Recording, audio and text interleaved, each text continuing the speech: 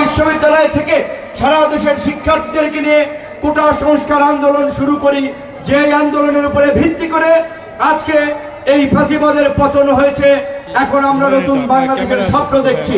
গণ অধিকার পরিষদ সেই নতুন বাংলাদেশ বিনির্মাণে এদেশের অপমান জনসাধারণকে নিয়ে এগিয়ে যেতে চায়, জনগণের ক্ষমতায়ন করতে চায়।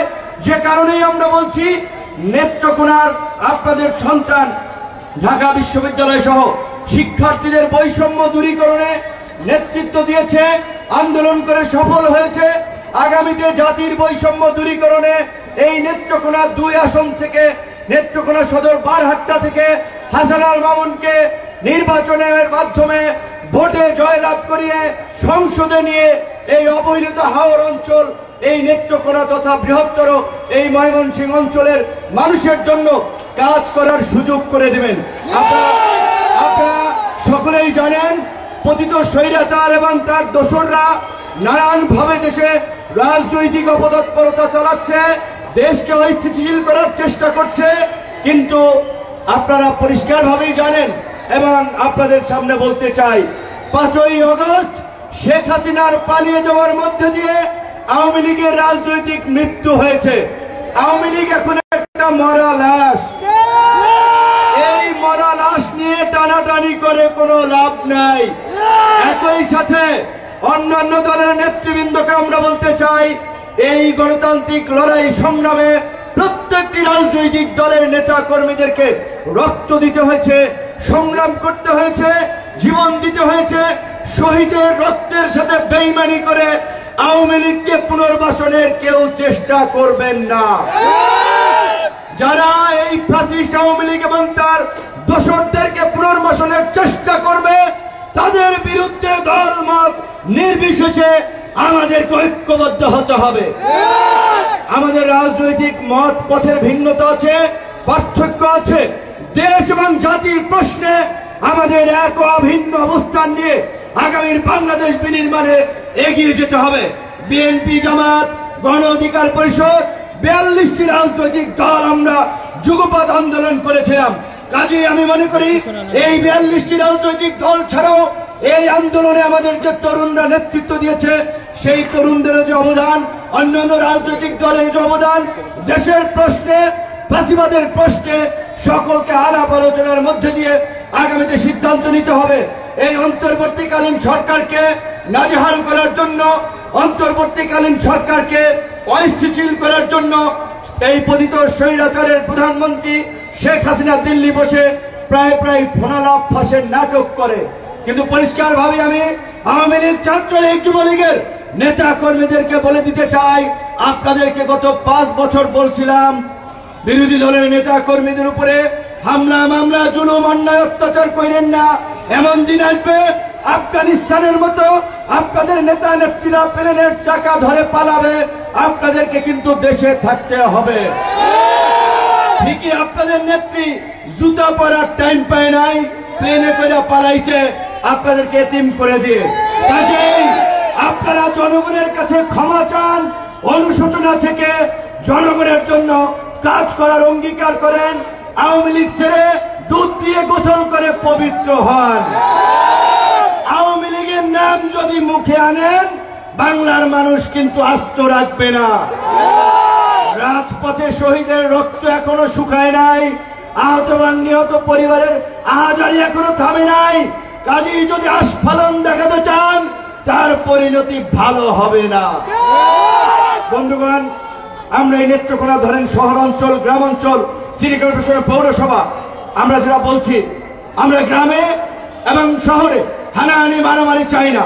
শেখ হাসিনার পতন হয়েছে, সবাইকে নিয়ে আমরা আগামী নতুন বাংলাদেশ বিনির্মাণ করতে চাই, যেখানে মারামারি, হানাহানি থাকবে না।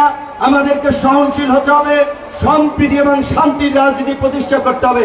তাই ঢালাওভাবে কাউকে মামলা দিয়ে হয়রানি করা কিংবা কারো উপরে জুলুম করা, যেটা আওয়ামী লীগ এবং তার ফাঁসির দোসররা গত 15 বছর করেছে, আমরা যেন সেই পথে না হাঁটি। হাসান আল মামুন বলেছিল, গণ অধিকার পরিষদ এই আন্দোলন সংগ্রামের নেতৃত্ব দানকারী দল হলেও এই অভ্যুত্থানের পরে গণ অধিকার পরিষদ কারো জায়গা জমি দখল করে নাই, কারো কাছ থেকে 5 পয়সার চাঁদাবাজি করে নাই। সাংবাদিক সহ সারা দেশের মানুষকে বলছি, গণ অধিকার পরিষদের কেউ যদি এরকম কোন ঘৃণ্য অপকর্মের সাথে জড়িত থাকে আপনারা তথ্য দিন, তার বিরুদ্ধে আমরা ব্যবস্থা নেব। কিন্তু পত্র পত্রিকা আমরা খবর দেখতে পাই, কোথাও কোথাও স্কুলের ম্যানেজিং কমিটি দখল হয়, হাসপাতালের টেন্ডারের জন্য এখনই মারামারি হয়, বিভিন্ন ধরনের সংঘর্ষ হয়, প্রতিষ্ঠান দখল করতে গিয়ে চাঁদাবাজির হাত বদল হয়েছে, চাঁদাবাজি বন্ধ হয় নাই।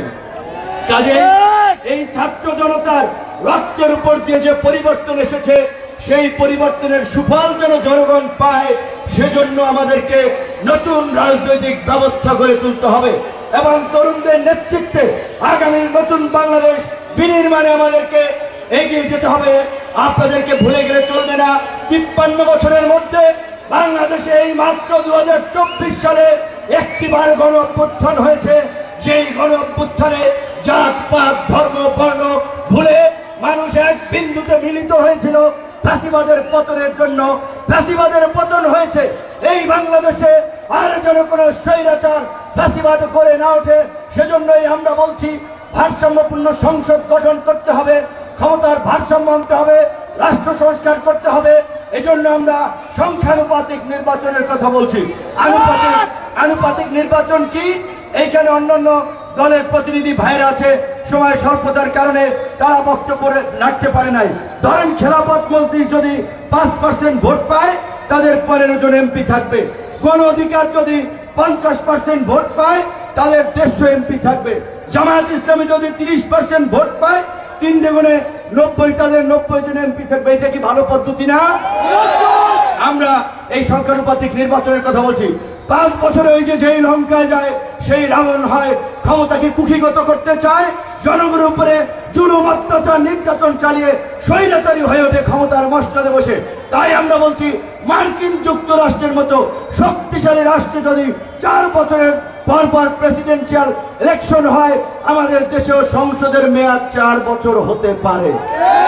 আমরা বলছি এই সরকারকে আমরা পরিষ্কার ভাবেই বলছি, আপনাদের জন্য আমরা রক্ত দিয়েছি, জীবন দিয়েছি, জেল খেটেছি, কিন্তু আপনারা যদি জনগণের দুঃখ কষ্ট না বোঝে শুধুমাত্র শহরের কিছু এলিটদেরকে প্রাধান্য দিয়ে রাষ্ট্র সংস্কারের দিকে ব্যস্ত থাকেন, আর যদি দ্রব্যমূল্যে এই দেশের জনগণ দুর্ভোগে পড়ে কষ্টের মধ্যে থাকে, তাহলে কিন্তু আপনাদের ক্ষমতার গদি যে কোনো সময় ফুস করে পড়ে যেতে পারে।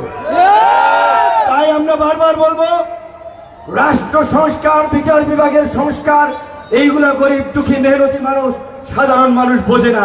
তারা বোঝে চালের দাম কত, ডালের দাম কত, পেঁয়াজের দাম কত, মাছ মুরগি তাদের ক্রয় ক্ষমতার মধ্যে আছে কিনা। তাই সরকারকে বারে বারে অনুরোধ করব, 2007 সালের 111-এর সরকার যেভাবে লেজে গোবরে সবকিছু পাকিয়ে ফেলেছিল, যেভাবে একটা ব্যবসায়ীদের বিভিন্ন ভাবে মানুষকে ধরে ধরে একটা অস্থিরতা তৈরি করে শেষ পর্যন্ত একটা ফাঁদে পড়ে গিয়েছিল, আপনারা সেই 111-এর দিকে এগিয়ে যায়েন না।